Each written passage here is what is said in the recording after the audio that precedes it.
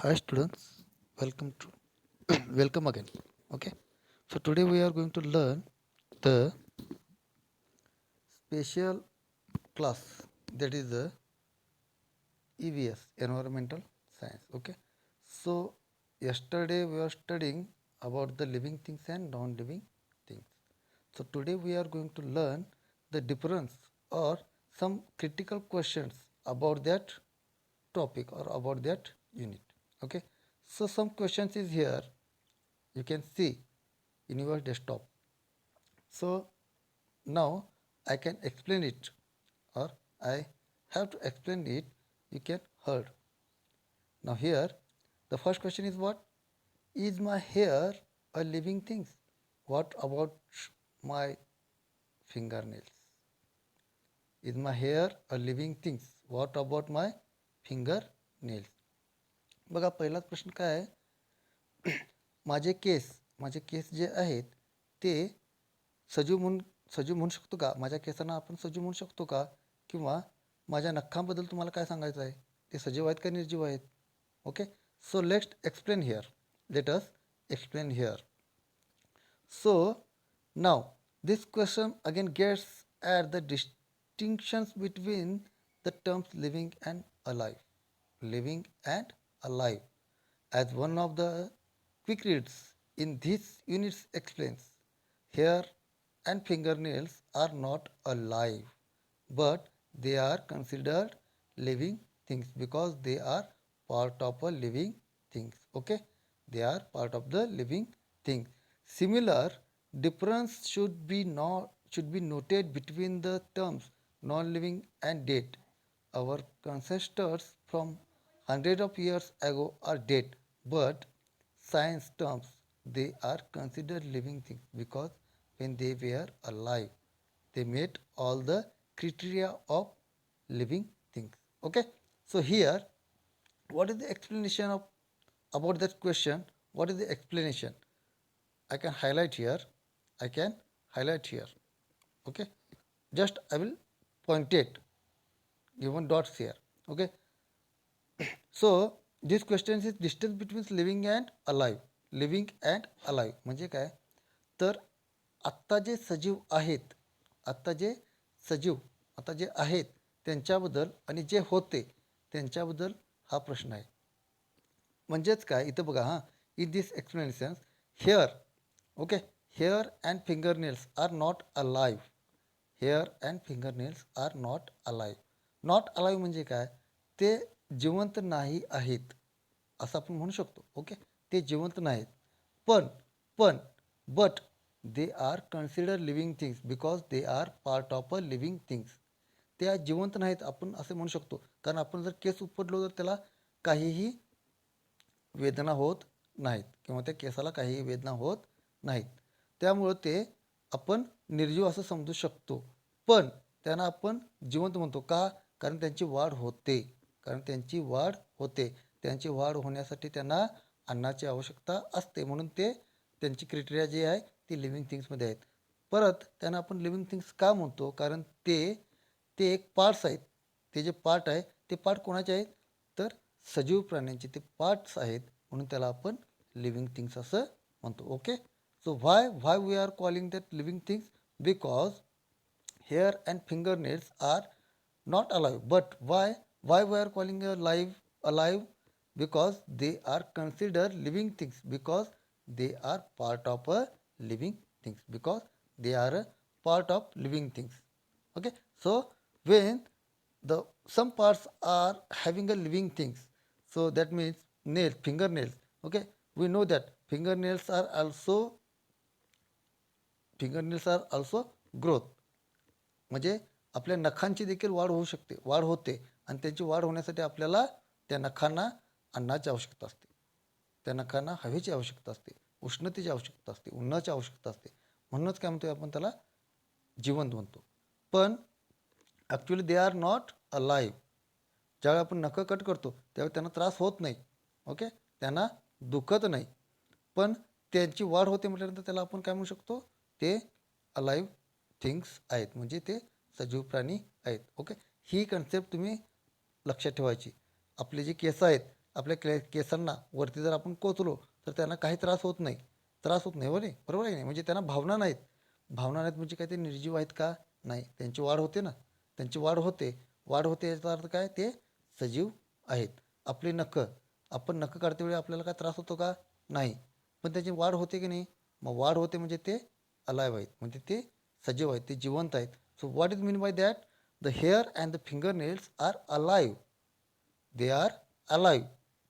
But in the but we are thinking about that. Hair and living things.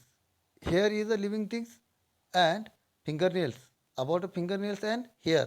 That is the living things or non-living things. Hair and fingernails is alive, but is alive. Okay, is alive. Don't mistake on that. Okay. So now similarly, difference should be noted between the terms non-living and dead. Non-living and dead. Our our ancestors from hundreds of years ago are dead. म्हणजे आपले पुरातन, आपले जे पूर्वज जे आहेत, अँसिस्टर, okay, जे पूर्वज आहेत ते कधीच मरून गेलेले आहेत. मरून गेले त्याचा अर्थ काय? त्यांनी मरून गेलेत म्हणजे काय, ते निर्जीव आहेत का? नाही. त्यांच्यामध्ये क्रिटेरिया होतं. ज्या लिव्हिंग थिंग्सच्या ज्या क्रिटेरिया होत्या ते त्यांच्यामध्ये होत्या, म्हणजे ते सजीव होते. Okay. But in science terms they are considered living things. Okay. But the science terms they are considered living things. म्हणजे वैज्ञानिक दृष्टिकोनातून जर आपण बघायला गेलं, जर आपले पूर्वज असतील किंवा आपल्या पूर्वजांच्या वस्तू असतील, त्या सजीव आहेत. Because Y? Because they are consider living things. Because when they are alive, they met all the criteria of living things. They met all the criteria of living things. म्हणजे त्यांच्यामध्ये सर्व सजीवांच्या क्रिटेरिया म्हणजे काय, वैशिष्ट्य. क्रिटेरिया म्हणजे काय, वैशिष्ट्य. त्यांच्यामध्ये सजीवांचे सर्व वैशिष्ट्य होतं, सर्व पात्रता होती, म्हणून त्यांना आपण सजीव म्हणतो. म्हणजेच काय, आपले केस आणि आपली नखं जे आहेत ही काय आहेत, सजीव आहेत. सायन्सच्या वैज्ञानिक दृष्टिकोनातून जर आपण बघायला गेलो तर त्याला आपण काय म्हणतो, सजीव असं म्हणतो. Okay, understand? Okay. So next question. What is the next question? Are all living things that move living things? All are all living sorry are all things that move living things. Okay. म्हणजेच काय, प्रत्येक वस्तू म्हणजे ज्या वस्तू हलतात त्या सजीव असतात का? प्रत्येक वस्तू हलतात त्या सजीव असतात का? Okay. So what is the answer of this question? This is the most important question for you. Okay. So here no. Okay. प्रत्येक हलणाऱ्या वस्तू किंवा प्रत्येक इकडून तिकडे जाणाऱ्या वस्तू या म्हणजे एका ठिकाणाहून दुसऱ्या ठिकाणी जाणाऱ्या वस्तू या सजीव वस्तू नसतात. ओके. एका ठिकाणाहून दुसऱ्या ठिकाणी जाणाऱ्या वस्तू या सजीव वस्तू नसतात. Okay. For example, wind mills, cars and clouds. Wind mills, cars and clouds म्हणजे काय, जे येणारे वादळ असतं, वादळ. ओके. वादळ, त्यानंतर गाड्या आणि ढग, हे जे आहेत हे काय करू शकतात, can all move. Okay. Wind mills, cars and clouds can all move. म्हणजे ह्या ज्या वस्तू आहेत ह्या एका ठिकाणाहून दुसऱ्या ठिकाणी जाऊ शकतात. They can move, but they are non living thing. Okay. They all are moving. So they are all moving in a one place to another place, but these are not living things. They are non-living things. At the same time, not all living things show obviously movement. At the same time, not all living things show obviously movement. Okay, so that means what? Living things. Okay, living things also not move to one place to another place. Okay, for example, plants. So here, mushrooms do not appear to move, but they are living things. Mushroom or plants.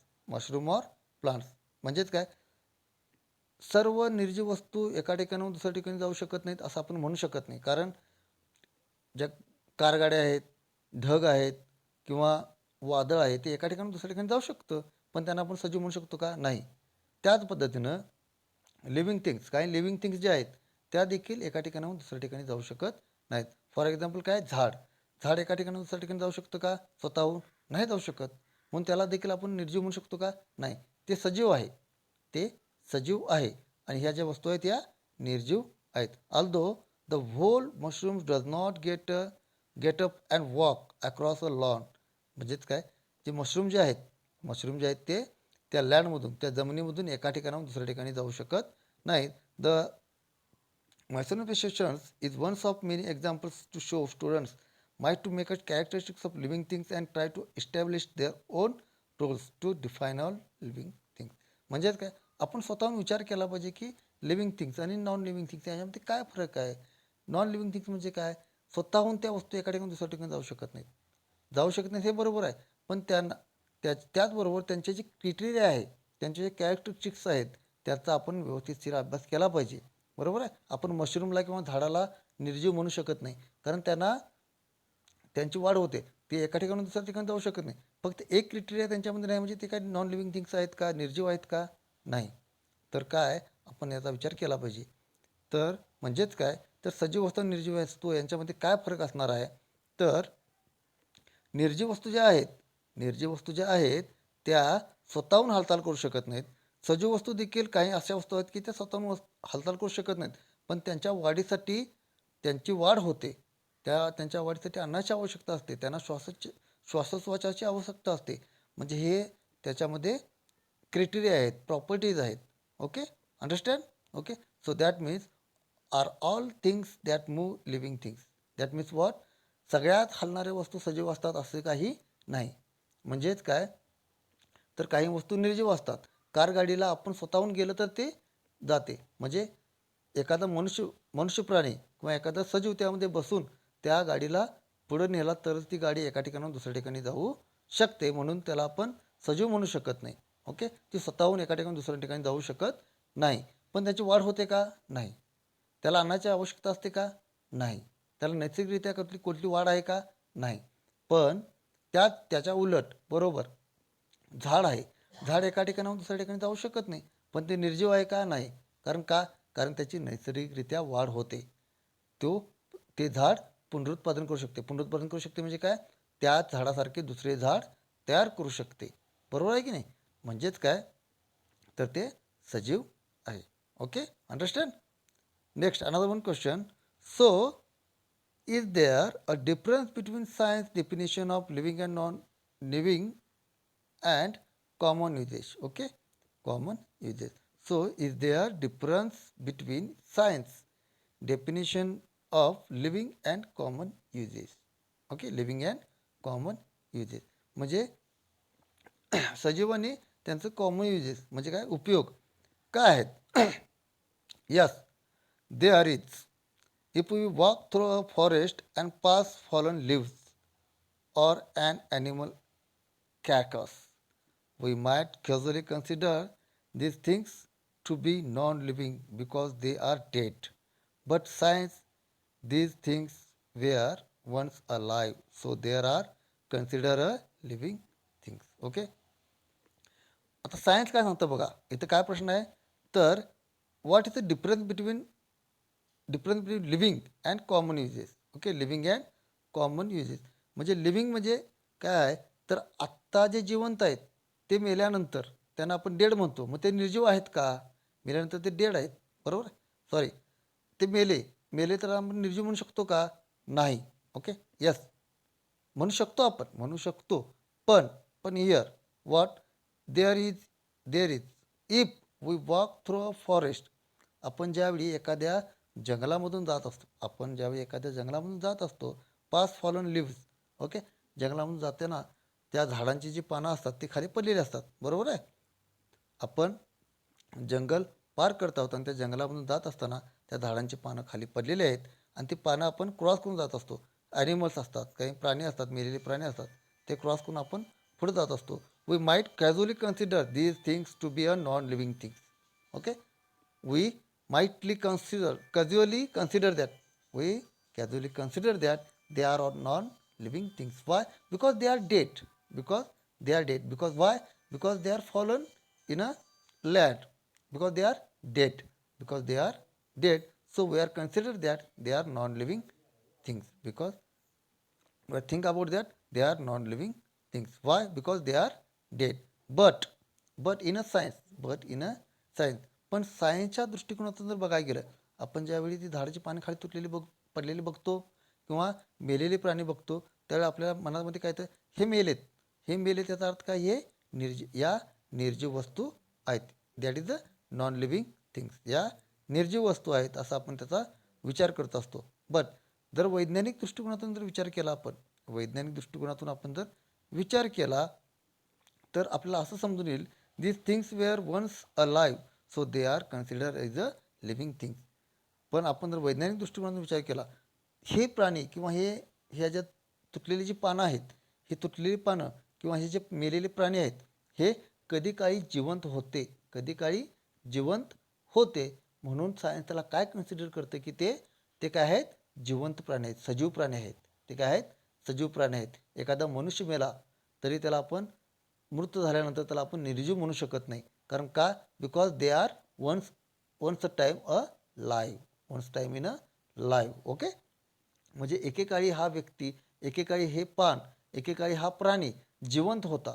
या जिवंत प्राण्याचे अवशेष आहेत म्हणून त्याला आपण काय म्हणतो, सजीव असे म्हणतो. So that is the fact. Okay.